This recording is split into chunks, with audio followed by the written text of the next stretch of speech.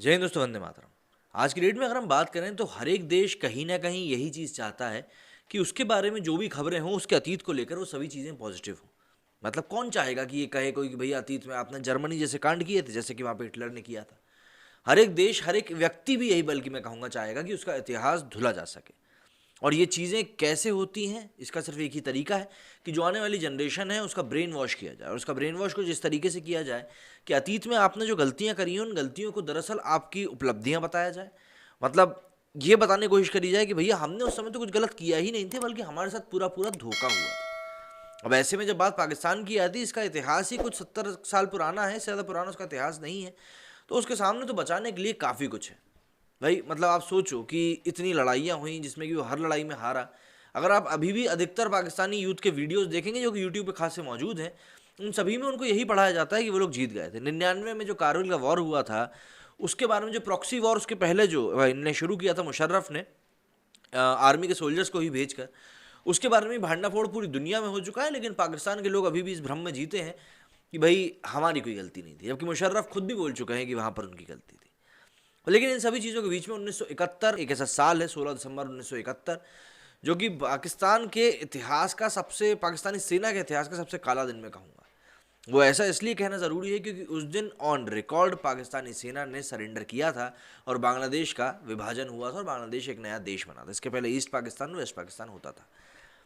अब 16 दिसंबर 1971 को जब इसकी वर्षगांठ थी, तब इस मौके पर बांग्लादेश का जो एक ग्रुप होता है वो पाकिस्तान गया है। सब बातचीत उनकी दोबारा चालू हो रही है। 9 साल बाद ये जो है लोग गए हैं वहाँ बातचीत करने के लिए। सब चीज़ें हो रही हैं, लेकिन सभी चीज़ों के बीच में पाकिस्तान ने वही अपना प्रोपेगेंडा का जो एक राग है वो छोड़ दिया है और उन्होंने एक डॉक्यूमेंट्री रिलीज़ करी है कि 1971 ट्रुथ इज़ आउट। जबकि तस्वीर हम सभी के सामने है, प्रत्यक्ष तौर पर सामने है, लेकिन इन्होंने ये डॉक्यूमेंट्री रिलीज़ करी है। और ऑब्वियस सी बात है, क्योंकि डॉक्यूमेंट्री पाकिस्तान ने रिलीज़ करी है तो वो इसीलिए वो इंडिया को ही ब्लेम कर रहे हैं पाकिस्तान और बांग्लादेश के विभाजन को लेकर। अब पाकिस्तान और बांग्लादेश का विभाजन हुआ, उस समय मुक्ति वाहिनी भी थी, ये हम सभी को पता है। इंडिया ने मुक्ति वाहिनी को बैक किया था, ये भी हम सभी को पता है। लेकिन हमको ये भी पता है कि बांग्लादेश में उस समय क्या हालात थे। शॉर्ट में बता दूं तो बस ये कि बांग्लादेश में जो चुनाव हुए थे, उन चुनाव में जो व्यक्ति जीता था, उस व्यक्ति को वहाँ की जो पाकिस्तान सरकार थी वो नहीं चाहती थी कि वो बांग्लादेश में नेता बने, इसलिए उन्होंने उनको नज़रबंद किया, गिरफ्तार किया और फिर धीरे धीरे काफ़ी सारी चीज़ें होती गई और रिजल्टेंट ये हुआ कि बांग्लादेश के लोग चाहते थे कि अब उनको आज़ादी मिल जाए। फिर इंदिरा गांधी ने उनकी हेल्प करी और सब चीज़ें हो गई। हम ज़्यादा डीप में ना जाते हुए सोशल मीडिया की तरफ चलते हैं और देखते हैं कि ट्विटर के ऊपर ये जो हैशटैग रन किया जा रहा है पाकिस्तान में इस समय की 1971 ट्रुथ इज़ आउट, उसके अंडर लोग क्या कुछ चीज़ें कह रहे हैं और किस तरीके से प्रोपेगेंडा को पाकिस्तानी भी फैलाने की कोशिश कर रहे हैं। ये देखिए, जैसा कि आप देख सकते हैं, ट्रेंडिंग पाकिस्तान में इस समय 1971 ट्रुथ इज़ आउट लिखा हुआ आ रहा है कि भैया 1971 का जो सच है वो सामने आ गया। देखते हैं क्या सच है जो इन लोगों ने सामने निकाला है। ये एक इंडोनेशिया के जो वहाँ पे भी समिट चल रही है ना OIC की, वो कुछ लोग, कुछ देश पहुँच रहे हैं, जबकि डंका ऐसे पीटा जा रहा है कि सब पहुँच गए। जहाँ तक मुझे जानकारी है, कुछ 50 से ज़्यादा देशों को बुलाया गया था, जिसमें से कि अभी तक कुछ 27 देशों ने ही इसको लेकर हामी भरी है।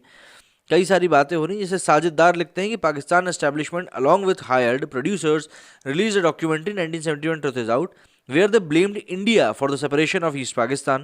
They smartly hide the genocide committed by Pakistan forces on Bengali. Obviously बात है, ये चीज़ तो होनी ही थी। इसके आगे सदफ अलवी लिखती हैं कि we need to accept the truth to be able to move forward for the benefit of people. अन्ना लिखते हैं कि Indian soil was made available for training camps, hospitals and supply depot for the Mukti Bahini. Archer Kent Blood American diplomat Dhaka 1971। बिल्कुल ये चीज़ हुई थी, क्योंकि पाकिस्तान में east Pakistan मतलब बांग्लादेश जो आज का है, उस समय जिस तरह की परिस्थितियाँ वहाँ पर बनी हुई थी, वहाँ पर मुक्ति वाहिनी का क्रिएशन हुआ था और फिर भारत ने बिल्कुल मदद करी थी उनकी भाई।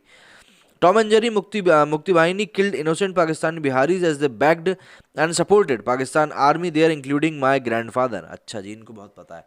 अच्छा, दूसरी बात ये कि आप खुद देखो आज पाकिस्तान की क्या कंडीशन है और बांग्लादेश की क्या कंडीशन है। आज बांग्लादेश जहां लगातार इकोनॉमी के मामले में, अपने लोगों के रोजगार के मामले में जहां आगे बढ़ रहा है, वहीं पाकिस्तान अभी भी कंटिन्यूसली भीख मांग रहा है।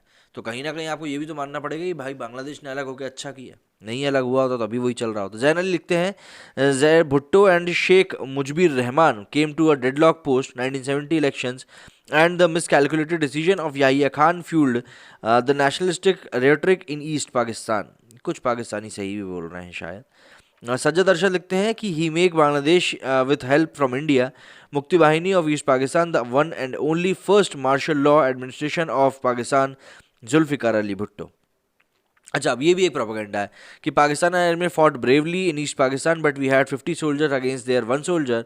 ये सैम मानेकशॉ ने कहा है, जो कि फॉर्मर इंडियन आर्मी चीफ थे। ऐसा इस पोस्ट में वायरल किया जा रहा है। अब देखिए, 50 के मुकाबले एक था या कितना ही था, आप तो ये देखो कि वहां पर पाकिस्तानी आर्मी कर क्या रही थी और किस तरीके से कर रही थी। इसके आगे ये पाकिस्तानी लिखते हैं कि watch the whole documentary heart wrenching. Mujib must have been given chance to rule, parliament must have been given a chance to make conscious on constitution, Bhutto was power hungry and couldn't sit in a position, shameful. डिपिंग लिखते हैं कि not everything we see is true, not everything they tell us is right, whatever happened wasn't a one sided game, one should actually know the loopholes in the system too. We aren't afraid of our enemies, we are afraid of the enemies disguised as loved ones.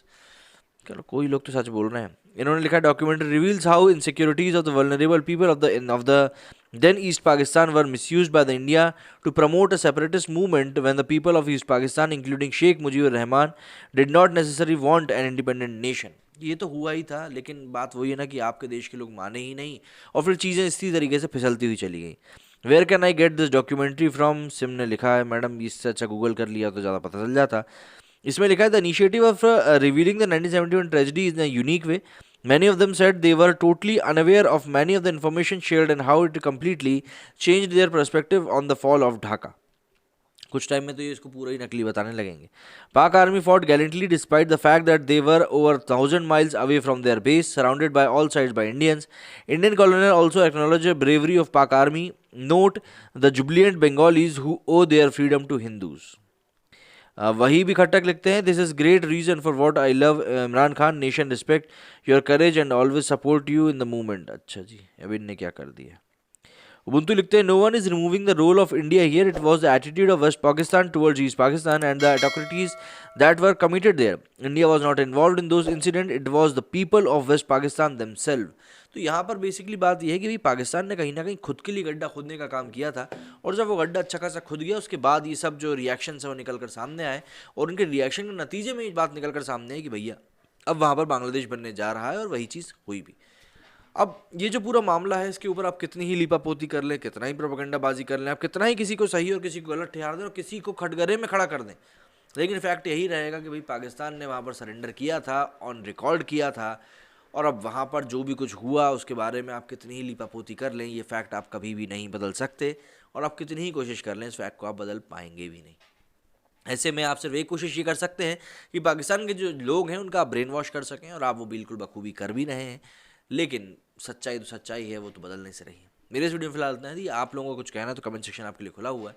जय हिंद, जय भारत।